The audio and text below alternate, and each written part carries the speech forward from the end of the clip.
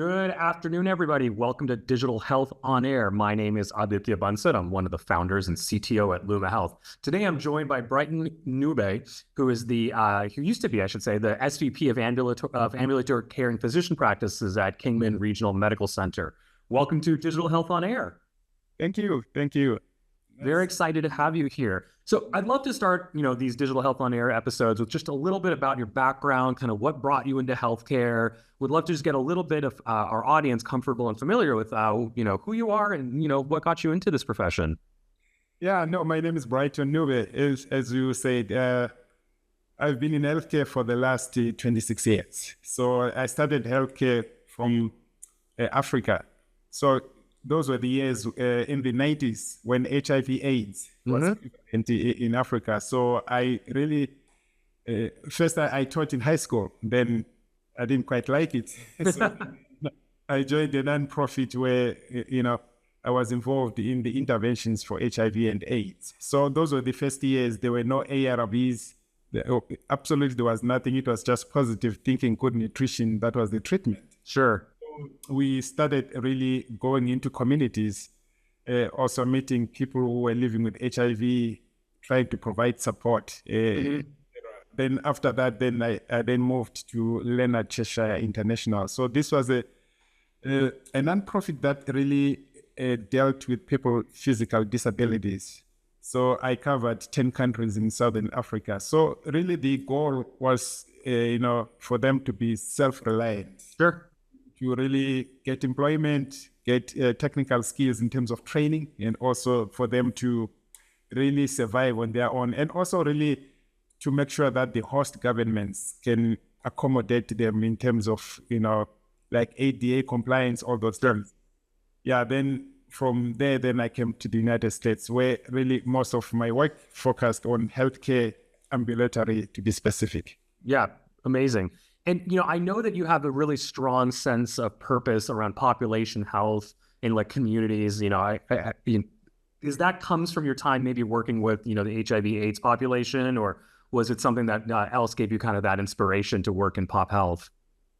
Yeah, I know it comes obviously from the background. So sure.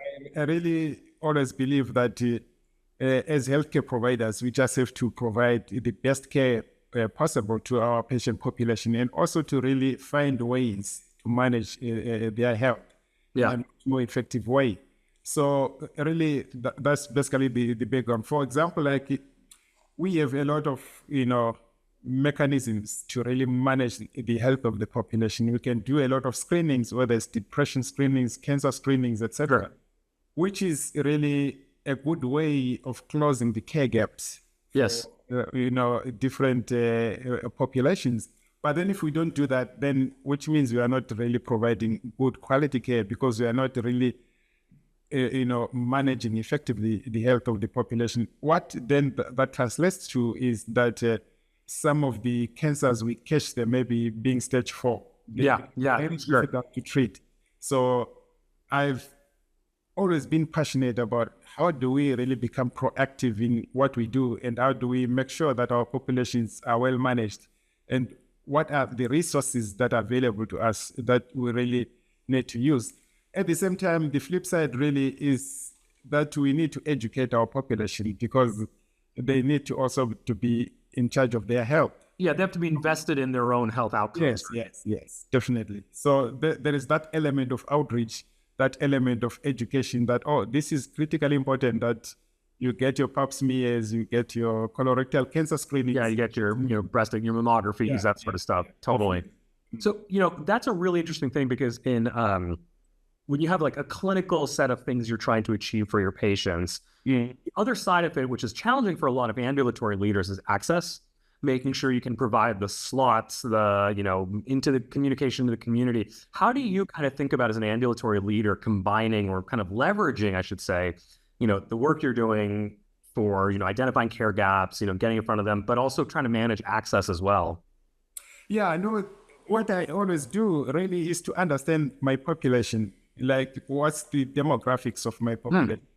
So that way, what are the barriers to care for those different types of population. For example, I've worked in rural communities. Sure. Where I had a lot of retirees obviously most of the barriers to, access becomes transportation. Yes, yeah, I was going to guess you would say that, but it makes sense. How do we then plan around that barrier and also make sure that they can access healthcare? Then the other, in terms of access, really is to think through in terms of saying, what are some of the platforms that can be used? You find that healthcare, maybe I'll give this analogy, like when you have an aircraft, sure, it means that different industries have contributed to that aircraft. Some producing the tires, some producing making the wings, but it's not one company, right? It's not one company. So that really is the same concept in healthcare, that we cannot do it all. We need supporting organizations for us to be successful. Some, they provide technologies that we're supposed to use. For example, I think Luma Health has expertise in access, patient communication, access, exactly. All those things. Yeah.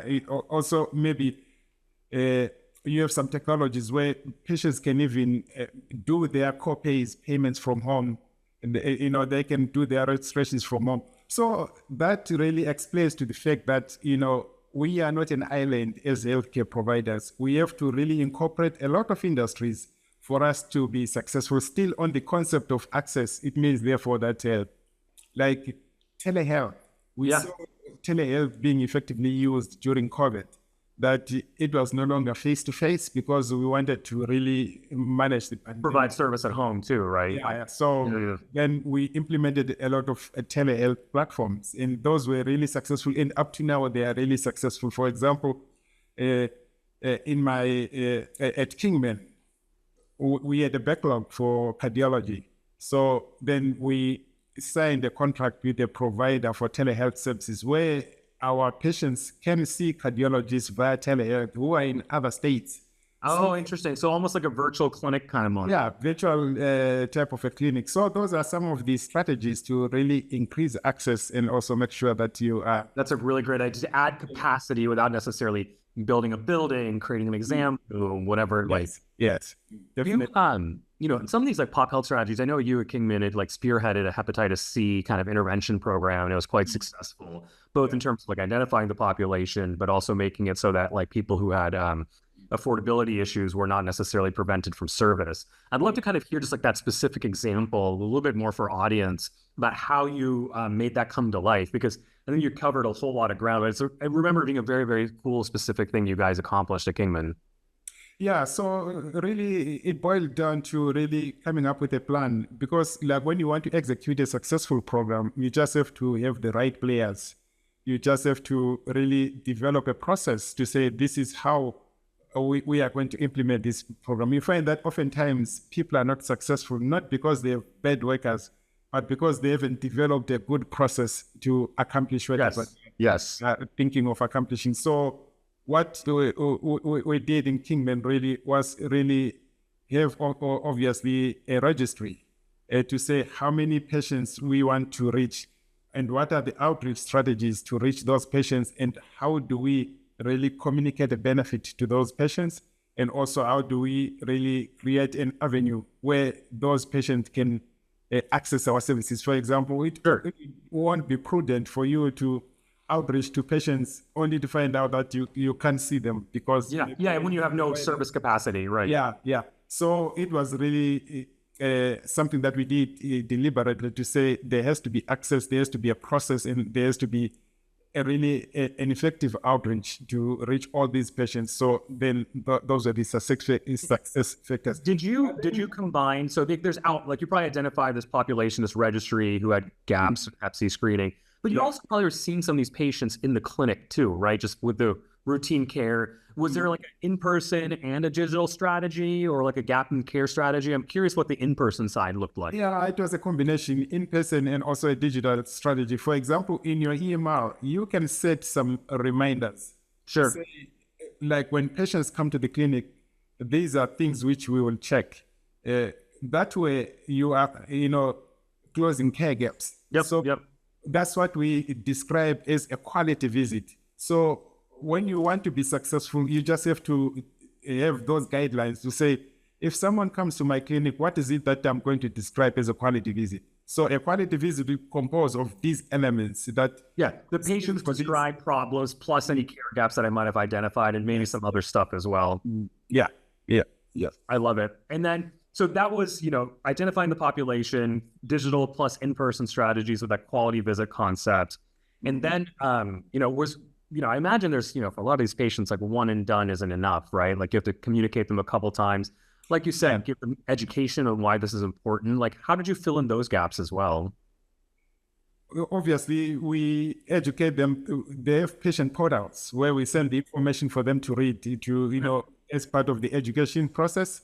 Then also in person, when they come in person, you educate them in terms of saying, okay. Yeah, in person is probably the easiest, right? Because you have a physician or a nurse, a trusted voice. Yeah. Yes. Then the other thing you mentioned before I forget was really that element. You can set up like an appointment, but then they have to be reminded so that they don't miss the appointment. So that's where, a lot of, companies who are experienced in that field come into play to say, how do you help us to have effective patient reminders so that people don't miss their appointments? Because, a lot is happening in this world. People get, busy and they forget. Oh, yeah. And then if you have family obligation, work, it happens. I mean, even the best, even the best patients have their own lives, which are, they're also people too. They're not only patients, right? Yes, that's true. That's true. So, that's, you talked a little bit about strategies for getting those, patients in, making sure you educate them, in this context, the Hep C example. But I imagine like in your expertise as, running ambulatory teams, there's many times you've had to work to get patients back in for care, not just the routine kind of sick visits, but also other sorts of like, getting patients in for back care. What are the strategies you've used to get patients in for return for the necessary care? Yeah, it depends on whether is it a scheduled appointment. For example, someone comes and says, I'll see you again in 3 months or in a month's time. But then someone can suddenly get sick, and want to see a provider. So we established a virtual same-day visits where someone is guaranteed that when they want to see a provider, they will see someone. So we have been utilizing those virtual. So for if I'm the patient, like how long am I waiting for that virtual same day? Is it like minutes, hours, or just like the guarantees I'll get you today? Today. Okay. Yeah. It's guaranteed in less than an hour. If they just log on to their portal, then they are connected, or they call the clinic to say, I want to, schedule with the same-day virtual visit. Then I'm sure a lot of our attendees would be really interested to know, how did you staff that team? Like, where did you find the resources for that same-day team? Yeah, we just created like a model which we thought was going to work. Like, you have the technology, then you have a medical assistant who will then help the patient to navigate the whole process. Then obviously have a provider who will be waiting for that patient to connect. Then they just connect virtually that way. Then the provider will then prescribe for the patient to go and get the medication in the pharmacies. So that's how easy it was really to set up. Obviously, the charting and everything is done by the provider. Then also as the medical assistant is helping the patient to navigate, then that's when we do the registration, because you have that patient registered for that particular visit. And everything and then you're off to the races, right? Like then it's like you're in the care delivery itself. Yeah.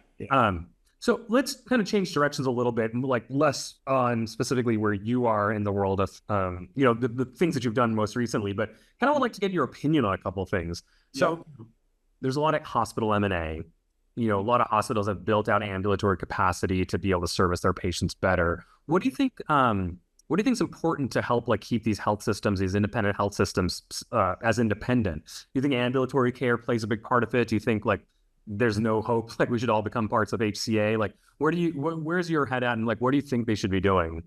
No, I think ambulatory plays a key part, because as you expand your footprint for ambulatory care, then that's where the hospital then gets referrals, whether for for procedures, for surgeries, etc. Because now you have a good footprint of ambulatory care, then the primary care providers are able to refer to the hospital, and also that way you really effectively manage the population. And on top of that, you reduce the costs for the hospital, because you are seeing a lot of people in primary care, they don't end up in the emergency room. Because we have... I mean, this goes back to the population health screening, like your colon, your mammographies. It's like, I'd rather see you stage 1. I don't want to see you stage 4, right? I'd like to catch it sooner so I can help it. The more effective treatment, it's better for, morbidity and mortality, but it's also better for like system cost as well. Yes, definitely.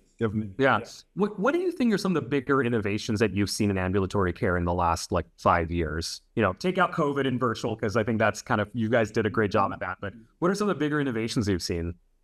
Yeah, there's been a lot of innovations in terms of really implementing some of the methodologies which were prevalent in manufacturing industries, like really bringing those lean processes.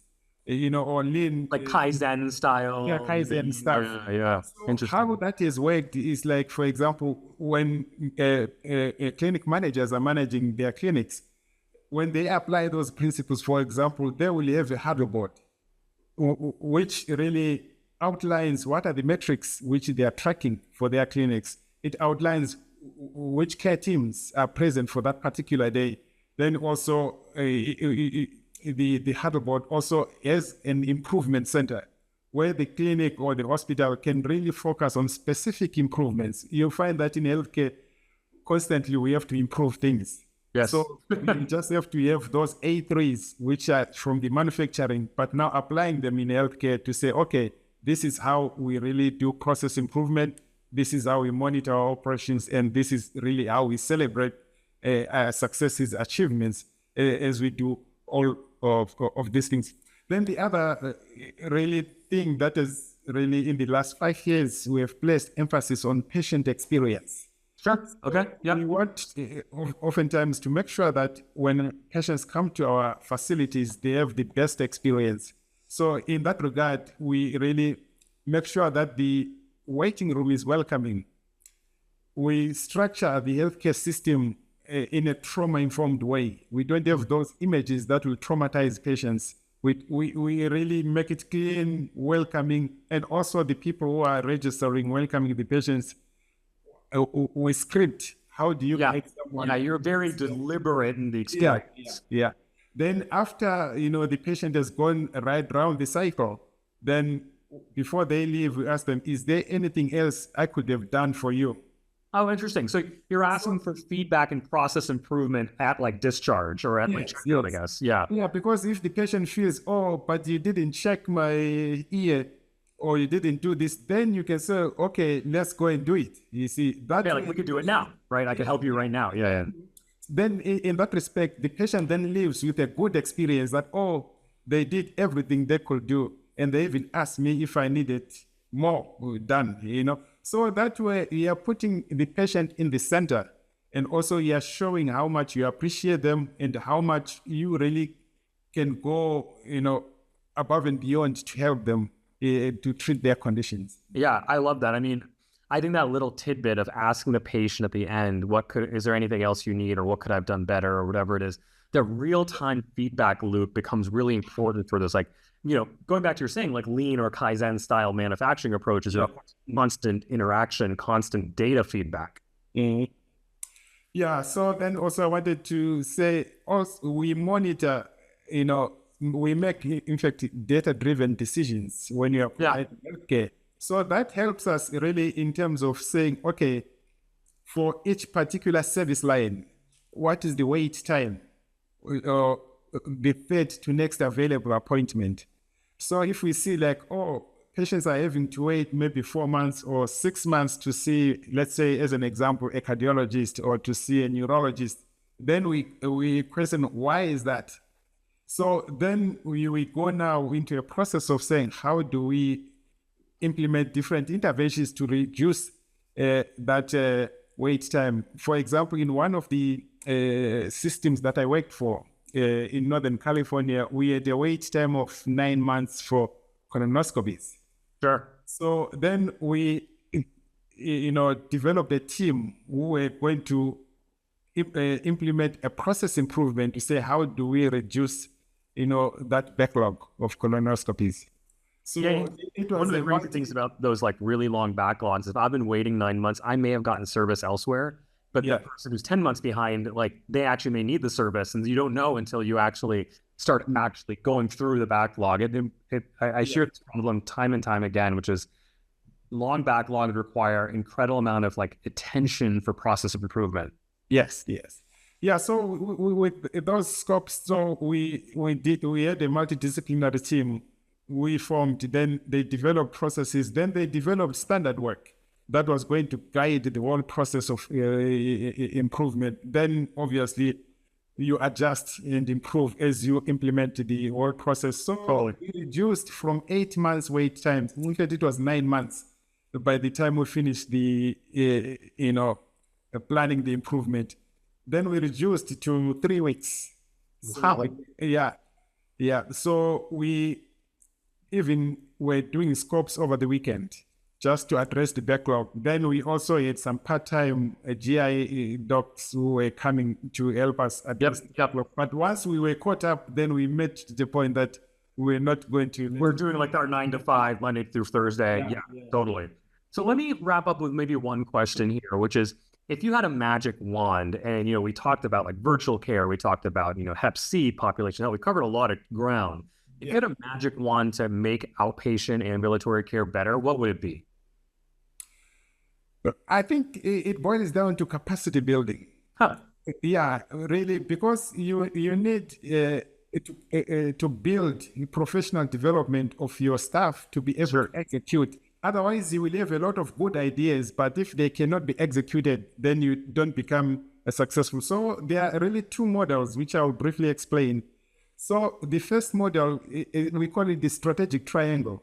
So where really, it's just like a triangle where the other angle is legitimacy and support. Where do you get support to do whatever you're doing to improve ambulatory operations? And how do you operate within the legal framework of providing good quality care, like, all the HIPAA, all those things? Yeah. Then the other angle is operational capacity. That's why I was saying capacity building of staff to really be effective in what they do.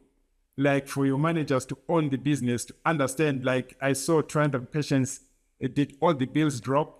And what was my no-show? All those things. So developing those capacities to really run good healthcare systems.